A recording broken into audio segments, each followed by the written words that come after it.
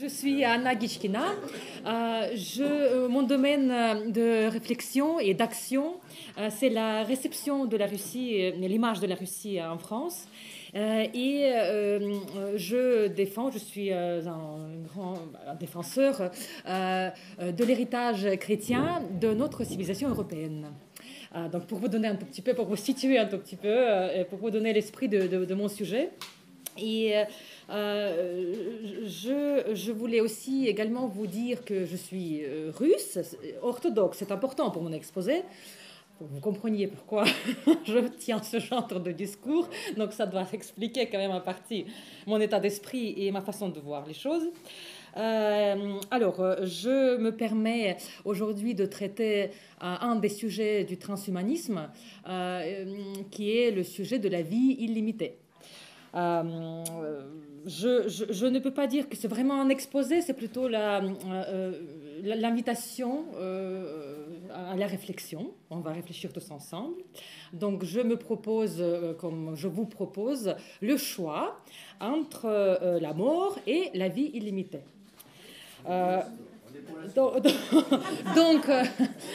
Alors, la mort ou la vie illimitée?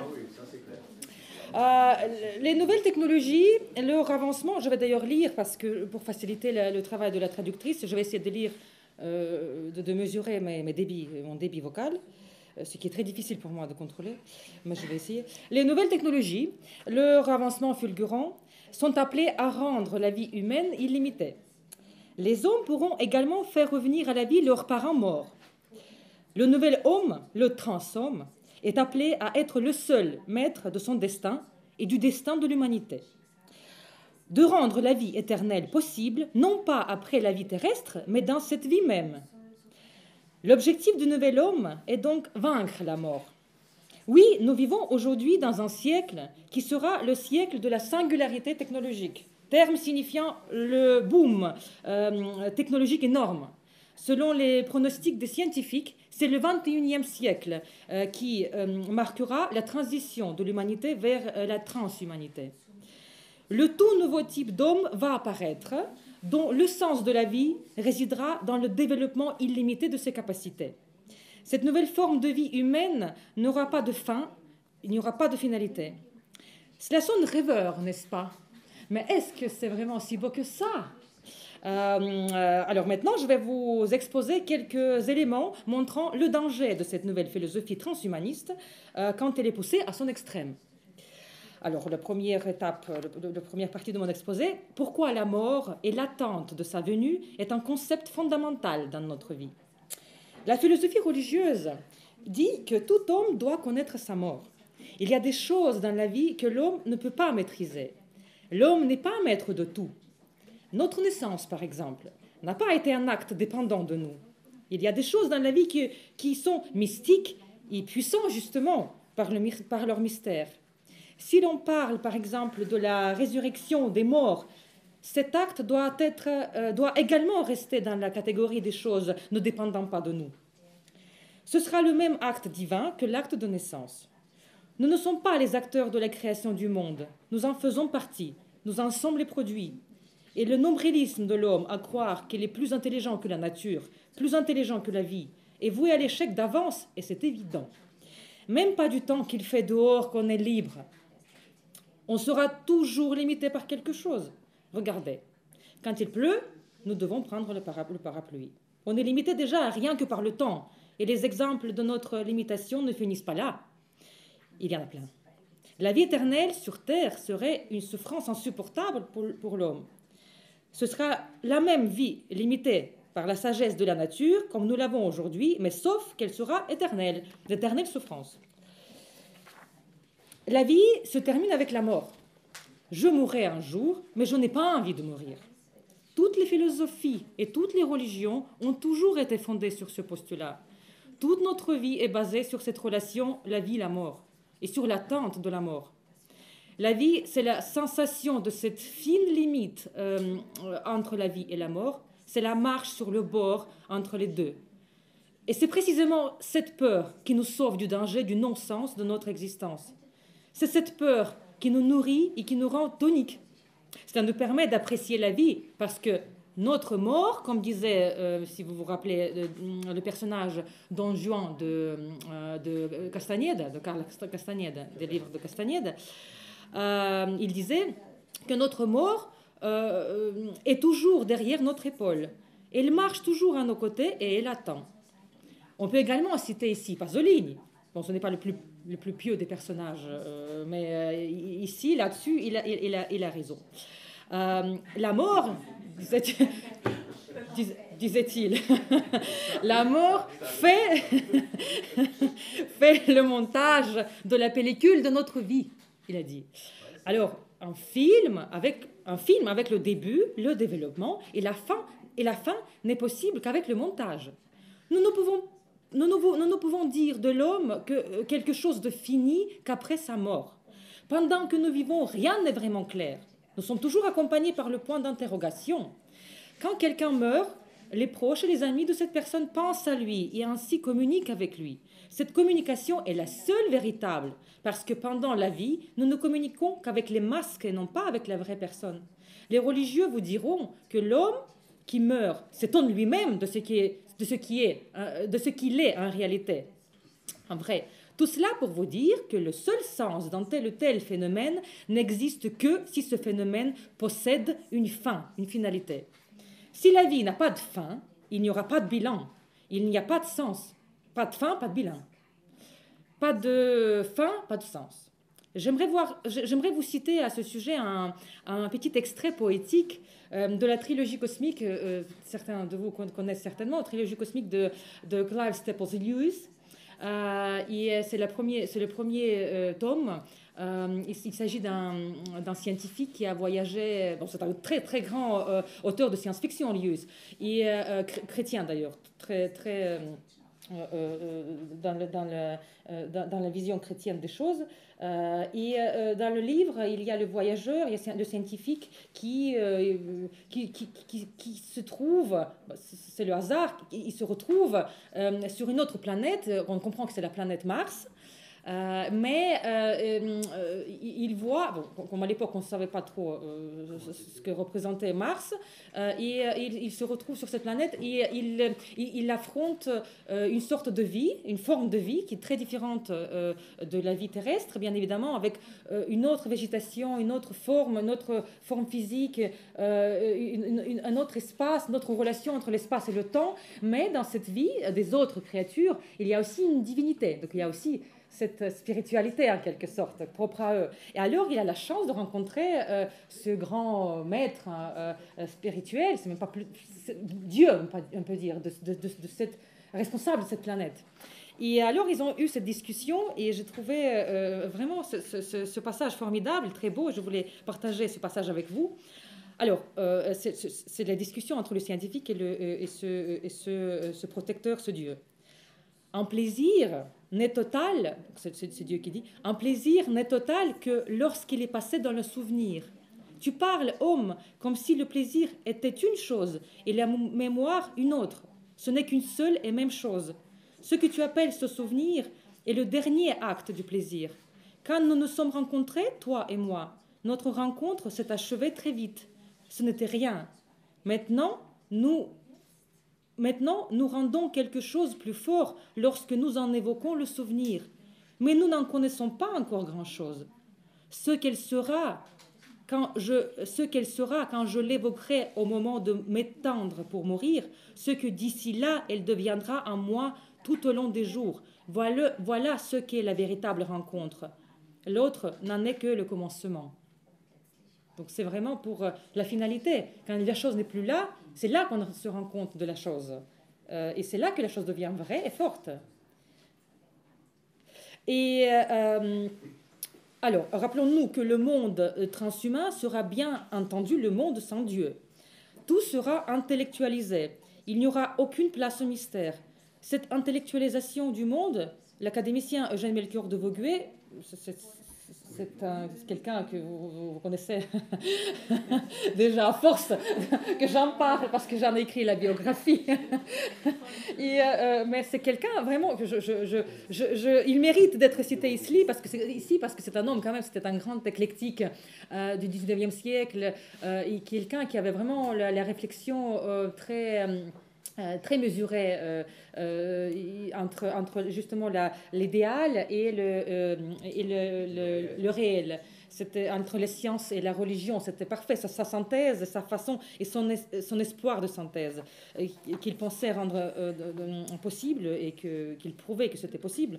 Alors, Eugène Melchior de Vogüé, il parlait de cette intellectualisation du monde il y a encore un siècle en arrière, affirmant qu'elle ne rendra pas les hommes heureux, mais bien au contraire. L'intellectualisation absolue, selon lui, produit inévitablement le pessimisme et le désespoir. Alors, je vais vous citer ce qu'il écrivait à ce sujet. L'erreur de l'intellectualisme réside précisément dans l'application à des phénomènes d'un certain ordre des méthodes qui convenaient pour d'autres. Il y a une expérience religieuse, une expérience politique, puisqu'il y a des religions vivantes, des sociétés vivantes, et que la vie n'apparaît, ne s'épanouit, ne dure que si il se conforme à des lois.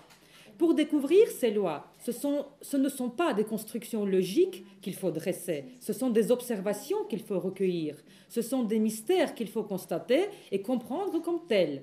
Il ne s'agit pas de rejeter la physique et la chimie, les mathématiques et la biologie, pour ne plus en appeler qu'à l'instant. Il s'agit d'admettre que les problèmes religieux, moraux et sociaux ne sont des problèmes ni de physique, ni de chimie, ni de mathématiques, ni de biologie. Donc, pour traiter des questions religieuses, il faut partir du registre religieux. Et l'éthique ne contredit ainsi à aucune façon à la science. Les deux sujets que je traite ici dans mon exposé vont de pair. L'un n'exclut pas l'autre. La synthèse de la science et de la religion, j'y crois. Éliminer le domaine religieux de la vie de l'homme est une entreprise absolument suicidaire, et l'histoire nous a toujours montré cela. La société transhumaniste voudra se débarrasser de Dieu, comme d'un vieux pull démodé. L'humanisme religieux, le nouvel homme n'en voudra plus. Il n'en voudra plus de cet humanisme religieux. On nous promet la paix et le bonheur sans recours au postulat biblique, mais ce genre de discours, on l'a déjà entendu. Karl Marx disait que le sens de la vie, c'est le développement de la créativité, le développement de sa propre personnalité. Le sens de la vie, selon lui, est contenu dans le temps dépensé pour le développement personnel. Cela s'appelait à l'époque l'humanisme socialiste, donc là, chez nous, dans l'Union soviétique. C'est juste qu'ils ont enlevé le mot socialiste et rajouté un mot humanisme, et rajouté au mot humanisme le préfixe trans. Donc ça devient, c'est toujours la même chose. Au lieu de, avant c'était l'humanisme socialiste, maintenant c'est transhumanisme. Donc il n'y a rien de nouveau. Le sujet que je traite ici suppose une précision des deux termes, exister et vivre. Exister et vivre, ce sont deux choses différentes. Dans la philosophie religieuse chrétienne, l'existence illimitée est une faveur donnée au diable. Le diable va exister éternellement, mais non pas vivre. L'homme rêve d'exister éternellement, c'est normal. Personne ne veut mourir. Comme j'ai déjà dit, j'imagine que personne ne veut mourir ici. Mais exister, cela veut dire... Qu'est-ce que ça veut dire exister? Ça veut dire aller au magasin, au travail, regarder la télé, manger, prendre plaisir, s'occuper un peu de son corps, le maintenir en vie. Mais cela ne signifie pas vivre. Vivre, c'est tout autre chose. Il faut apprendre à le faire. La vie est une catégorie morale. Elle comprend en elle et la compassion, et les exploits, et la repentance, et la relation avec le ciel, et le sacrifice, et surtout la finalité, qui permet de récapituler, de faire le bilan, qui nous fait réfléchir sur nos actes et sur leurs conséquences. Aucun philosophe grec, si vous l'interrogez aujourd'hui, ne voudrait vivre sur terre éternellement. Il vous dira qu'il ne le voudrait pas. C'est une éternelle prison, cette éternelle existence. Les technologies peuvent offrir à l'homme cette existence illimitée, mais l'homme n'en a pas besoin. Il n'en veut pas, au fond. Il se tuera lui-même au bout d'un moment dans cette éternité angoissante. Je passe au deuxième étape de mon exposé. où je parlerai de nouvelles technologies versus éthique. Comment on les retrouve tous les deux, un vis-à-vis de l'autre. Faisons maintenant accent sur le deuxième point. Alors, quelle est la place de l'éthique, de Dieu et de la morale dans tout cela? Oui, l'homme est un être dynamique, l'être qui avance. Il a été créé non pas comme un fait accompli, mais comme une problématique. Ici, tout le monde est d'accord. Et des bioconservateurs et des transhumanistes. Nous, on avance. Personne n'a contre le progrès, bien évidemment. Tout mouvement donne des conséquences, d'où le monde changeant à tout instant. Et le spectre de ce mouvement est très large. Il peut y avoir un moment où l'homme cesse d'être l'homme. Il peut se surpasser, en effet. Comme Nietzsche disait, l'homme, c'est ce qu'il faut surpasser. Autrement dit, passer de la biologie à une sorte de surbiologie. Mais attention, ici commence le plus intéressant. Dans ce surpassement, on peut aussi bien rentrer dans le domaine angélique que dans le domaine diabolique. Donc, l'homme peut être surpassé de façon différente. Avec l'ère du transhumanisme, nous risquons de perdre l'homme élevé, moral, compatissant, et de recevoir à sa place des monstres de sexe, privés de morale, qui, dans les degrés de leur ruse, leur perversion et leur désir acharné de plaisir, ne pourront égaler qu'avec les démons. Et les démons resteront sans emploi. Et c'est exactement à ce moment-là que nous pourrons parler de la fin du monde. Ainsi, le plus grand danger du transhumanisme et de la vie illimitée, c'est de perdre l'homme tel qu'il a été créé, celui qui fait des enfants, enterre les morts, repose ses espoirs sur l'éternité, souffre de la perte des proches et de la vieillesse, éprouve la pitié pour les autres, aime les amis, etc. D'où je déduis que les transhommes ne seront pas des hommes. Quelques précisions maintenant sur notre culture chrétienne européenne dans cette question et son personnage principal, le Christ. Il est venu sauver l'homme et non pas le transhomme. Le devoir de l'Église a toujours été de faire de l'homme un surhomme. Et aujourd'hui, son devoir est de ne pas laisser l'homme devenir un transhomme. Le seul espoir que nous pouvons avoir, c'est de se rappeler que tout au long de l'histoire humaine, les époques qui changeaient ne causaient jamais vraiment le changement de l'homme.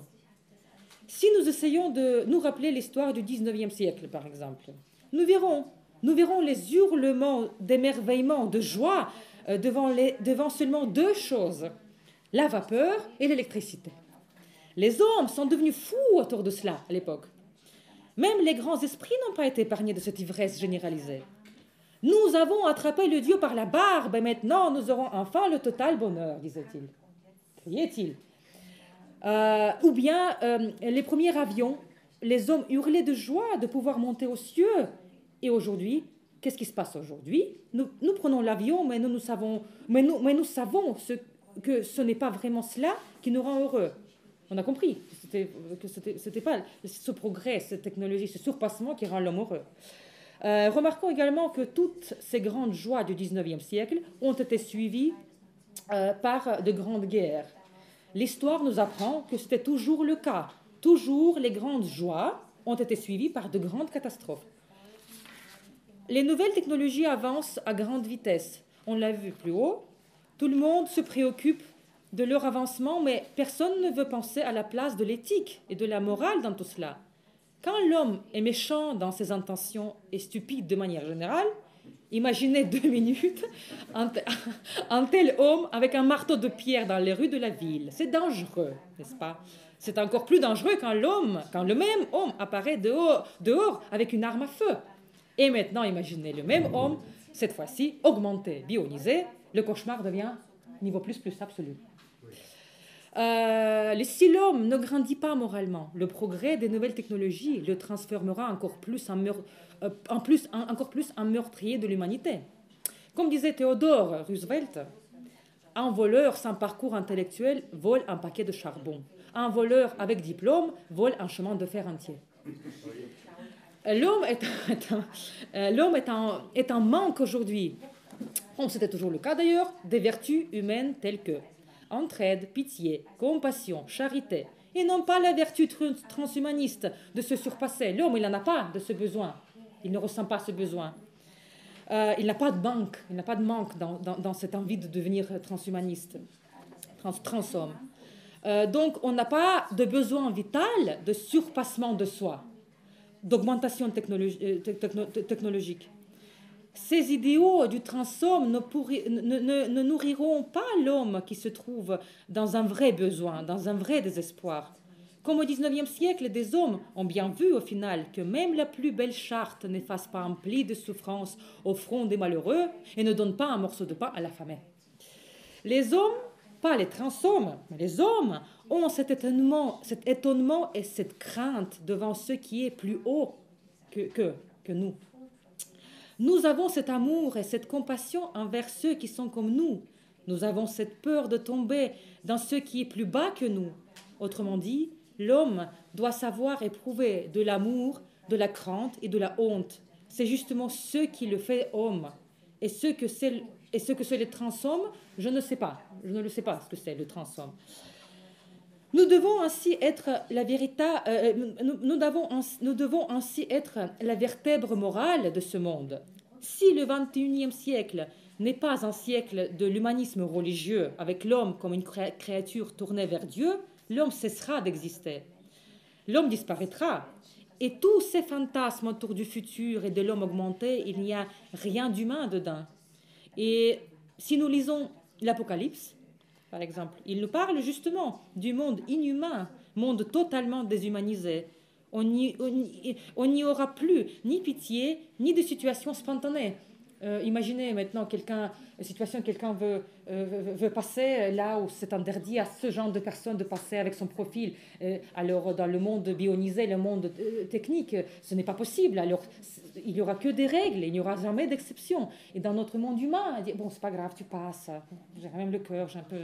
C'est pas grave, tu as une jambe, mais c'est que pour 2 jambes, mais tu as une, tu passes.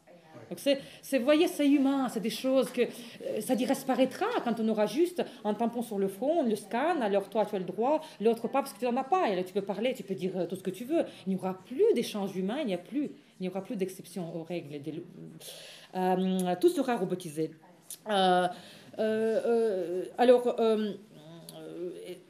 Donc c'est justement cela, le règne de l'Antéchrist, si l'on parle en termes chrétiens. Rappelons-nous, chers amis, que l'amour, c'est la valeur primordiale de l'humanité. Les médecins aiment leurs patients quand ils sont en train de les opérer. Le pompier aime son travail, sinon il ne se serait jamais jeté dans le feu en risquant sa vie. Ils ont un certain devoir devant l'humanité et ils le savent, ils en sont heureux. Ainsi, tout ce qui est grand et haut, c'est cela l'amour. Et la notion de l'amour est bien évidemment étroitement liée avec la notion du sacrifice. Le sacrifice, c'est la mesure de l'amour. Le transhumanisme ou pas transhumanisme, si tu aimes, tu fais des sacrifices. Pourquoi le patron de l'entreprise qui aime ses employés meurt à 55 ans? Parce qu'il s'inquiète pour chacun. Ils se sont responsables de chacun d'eux. Parce que quand tu aimes, tu brûles et tu te consumes vite. Et quand tu n'aimes pas, tu peux vivre jusqu'à 110 ans. Ainsi, la vie, c'est rien d'autre qu'un sacrifice. Et pour conclure, je citerai Dostoïevski. Si Dieu n'existe pas, tout est permis. Alors, la mort ou la vie est limitée. Je vous remercie.